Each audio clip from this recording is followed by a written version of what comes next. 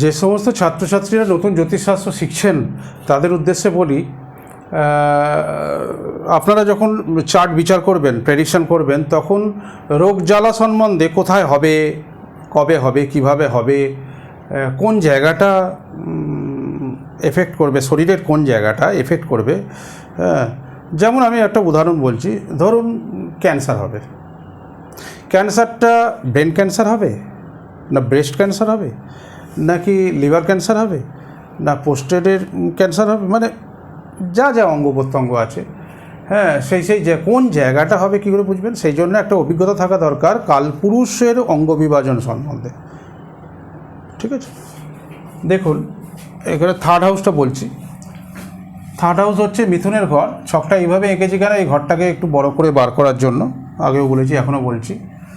তো এই এ থেকে হাত, স্নায়ু, ফুসফুস,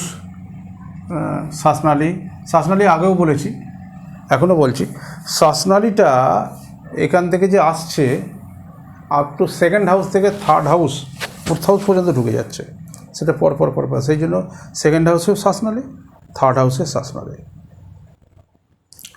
তো কালপুরুষের অঙ্গবিভাজন না জানলে, এই যে অনেকে না, একটা কথা বলি, অনেকে গলায় ফাঁস দিয়ে মারা যায়। দেখাবো এরকম চার্ট প্রচুর, আমি বিচার করাবো যখন দেখবেন।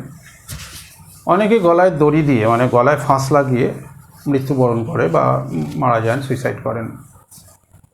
তো দেখেছি এরকম ধরনের চার্টগুলোতে সেকেন্ড হাউস কিন্তু বোঝা যাবে, সেকেন্ড হাউস আসবে। কি অদ্ভুত ব্যাপার! সেকেন্ড হাউস মানে এই এই এই যে শ্বাস রুদ্ধ হয়ে যাওয়া, এই যে ভোকাল কর্ডটা রুদ্ধ হয়ে যাওয়া, সেই জন্যই শ্বাসনালী সেকেন্ড হাউসেও ছিল, থার্ড হাউসেও আছে। বা ব্রিদিং প্রবলেম, যখন রোগ জ্বালা বিচার করবেন, এই ধরনের জায়গাগুলোতে থার্ড হাউসে যে জায়গাগুলো আছে, এই হাত, এই বাহু, এগুলো সব মিথুন রাশি। যাদের মিথুন রাশি, একটা ছোট্ট বলি, এটা প্রথম লেভেলেই বলা যাবে, সেটা হচ্ছে মিথুন রাশিতে একটু এইসব, এই ফ্রোজেন শোল্ডার, হাতে ব্যথা বা এই ধরনের, বা যারা নাচেন দেখবেন, হাতের কাজ করেন, হাতের প্র্যাকটিস, নাচের তো দুটো, একটা হাতের পায়ের দুটো কাজ। বুধের কারকতায় আছে, বুধ কিন্তু অ্যাক্টিভ থাকতে হবে। যারা ডান্স করেন, নাচের স্কুলে নাচ করেন বা নাচ শেখান বা নাচ প্র্যাকটিস করেন, বা নাচ যাদের পেশা, তাদের যদি হাতের অ্যাক্টিভিটি হয়, তাহলে কিন্তু বুধ অ্যাক্টিভ হতে হবে, বুধ পাওয়ারফুল হতে হবে।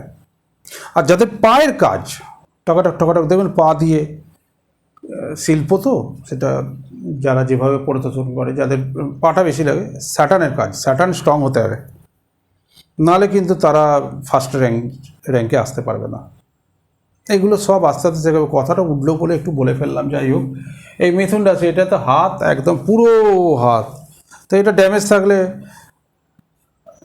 ওই জন্যই ওই কথাগুলো বললাম যে যারা যাদের হাত ব্যবহার বেশি হয়, নাচে তো অনেক অঙ্গ প্রত্যঙ্গ ব্যবহার হয় বিভিন্ন, কারোর বেলি ড্যান্স, পেট, কারোর চোখ, এরম করে ওই কি ভরতনাট্যম না কী সব আছে, কত্থক ড্যান্স, যাই হোক, সেইগুলোতে দেখবেন চোখগুলো ঘোরে, এরম দেখেছি আমি। তো এখানেও কিন্তু এই অঙ্গ প্রত্যঙ্গগুলো জানলে, কোন জায়গাটা কি হবে সেটা জানলে বোঝা যায়, এগুলো দরকার। ওইগুলো যদি ড্যামেজ হয়, তারা কিন্তু এই পার্টগুলোতে ভালো করে এক্সপার্ট হতে পারবে না। এই জন্যেই এই কথাটা বললাম আর কি। ওকে, নমস্কার। হ্যাঁ, একটা কথা বলি, একটা বই রেকমেন্ড করছি, কালপুরুষের অঙ্গ বিভাজন। এটা হচ্ছে এই 3 নম্বর বইয়ে 55 নম্বর পাতা। আর এই যে এডিএন পদ্ধতিতে ভাগ্য বিচার, প্রথম খণ্ড, লেখকের 3 নম্বর বই। এই বইটা দেবসূর্য পাবলিকেশন থেকে প্রকাশিত হয়। বইটা কালেক্ট করে নেবেন, একদম পুরো টেক্সট বুক ধরে পড়াচ্ছি, আরও জানতে পারবেন পরপর। এবার কথা হচ্ছে, একটু শেয়ার করে দেবেন, একটু সাবস্ক্রাইব করে দেবেন, লাইক করে দেবেন, তাহলে কী হবে, যে ভিডিওটা ছাড়বো সঙ্গে সঙ্গে আপনি সেটা পেয়ে যাবেন। নমস্কার, সপরিবারে ভালো থাকবেন।